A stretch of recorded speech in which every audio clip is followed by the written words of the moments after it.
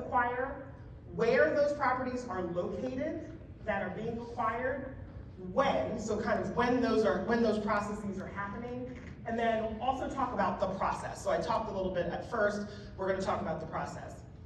One thing for you all to note, as we do all of these meetings, we do post the slideshows up on Amtrak's website.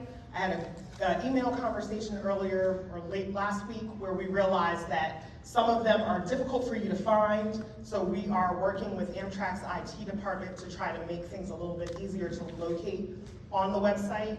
Still isn't complete, but as soon as it is, I will circle back with you about that as well. I listed some of the folks that are here tonight, and just to kind of do a little level setting about the program. How many people in the room have been to any meeting at all about this program, whether it was in 2016 or now? Okay, so we have a few people who haven't been to any meetings at all. Have not or have? Have not. Oh. Have not. No, I asked who had, so I identified who had not. Yeah. I asked the reverse question, but I didn't know. Yeah. So the Frederick Douglass Tunnel program, formerly known as the B&P Tunnel program. So I think that's one of the first pieces that I want to make sure everyone understands. The B&P Tunnel is in existence. There's an existing tunnel. If you look here on this map, it is what you see in gray, and then where it is below grade is where you see the dashes on top of that dark line. It was designed, this program came out earlier in the 2013-2014 timeframe. We completed the environmental study in 2017, and that is where the final alternative that was selected came from. The final alternative kind of meets what they call the project's purpose and need. It addresses the fact that this very steep turn, this tight turn, creates a huge bottleneck along the alignment that you can't move trains at the speed that they currently move on.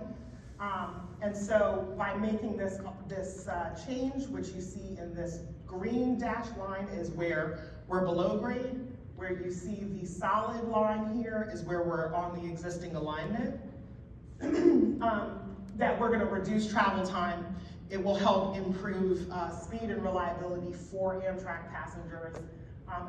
Saves about 7 hours of train delay per weekday, and allows the trains to go upwards or up to about 100 miles per hour. Right now, when they reach this curve, they have to slow down to about 30.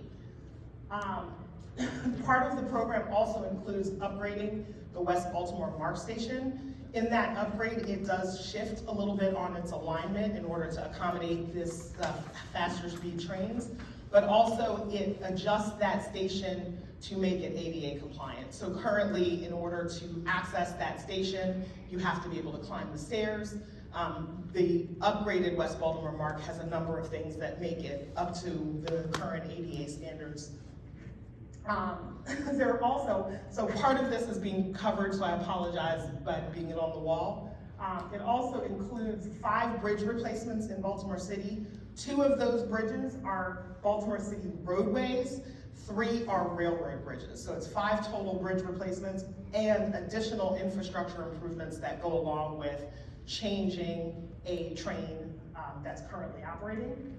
There will be additional 11 street roadway modifications, and in the Midtown Edmondson and Greater Rosemont communities, there will be noise barriers that are going to be installed adjacent to the train right away. And with that, I'm going to let Leah take over and talk about real estate. Like I said, we do have some breaks built in. She's going to kind of go through a lot of information.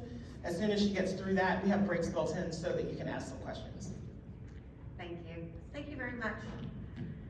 Thank you all very much for being here. Thanks for yielding your evening to us. I'm not a public orator, so I'm going to do the best I can. I might get a little tongue-tied from time to time.